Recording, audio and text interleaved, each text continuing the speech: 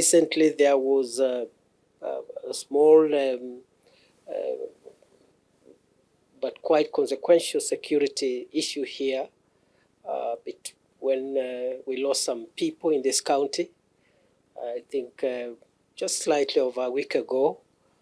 And we are taking that incident extremely seriously as government. And I think it's a good place for me when I'm in Kitui to say that what happened recently in this county is a serious infraction on our stability as a nation.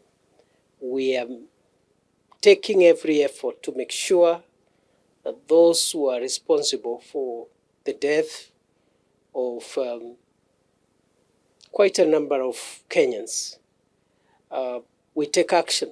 But more importantly, we want to make sure that we don't have incidents like this reoccurring, because they push us backwards. After we've taken some steps forward, this kind of happenings push us backwards. And therefore, on behalf of the government of Kenya and on behalf of our security managers, I want to give the assurance to the people of Kitui that we will return normalcy and sustain normalcy. It is barbaric for citizens to kill one another for whatever reason, for people just to wake up and take weapons and go and use those weapons on their own fellow countrymen and women. It is barbaric. It pushes us backwards. And therefore, we are taking that very seriously, and already some progress has been made in terms of accountability. Let me first say that we should not politicize crime. That is the easiest shortcut to losing the war against crime. And for all recurrent crimes that keeps on reoccurring, whether it's banditry, terrorism, and other forms of organized crime, the easier excuse is the politicization. Instead of breaking down the infrastructure of crime and violence in a long-term manner. And that's why I've insisted on a long-term sustained approach, because even if a particular incident is addressed and people are taken to court and are jailed for life, then tomorrow there will be another attack. And the other day there will be another attack. And I like the way you put it, that we've had a similar incident like that before. And I've been here several times. There are some measures we took that time that gave us quite a lot of progress. But still, the nature of these conflicts and these criminal activities is that they require long-term solutions, which we are working on.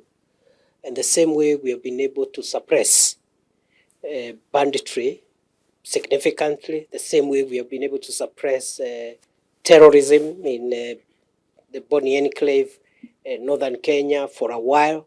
I believe even these resource conflicts and criminals hiding under resource conflicts to perpetuate crime, we will crack them. The position of government from a security standpoint is that the ever-occurring incidents of conflicts between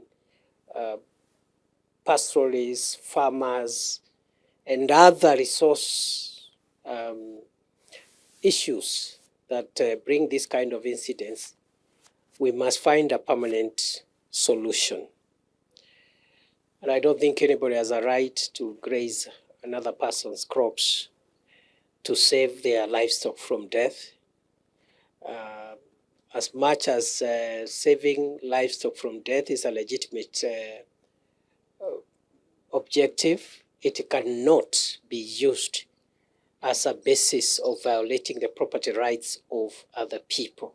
We've already started by saying we live in a country that is guided by law and certain constitutional norms. And as much as this constitution empowers every citizen and gives them rights, your right ends at the point where my right starts. And therefore, anybody who thinks they have the right to punch or throw punches in the air must know that that right to throw punches in the air ends where my nose starts. That is the position of government.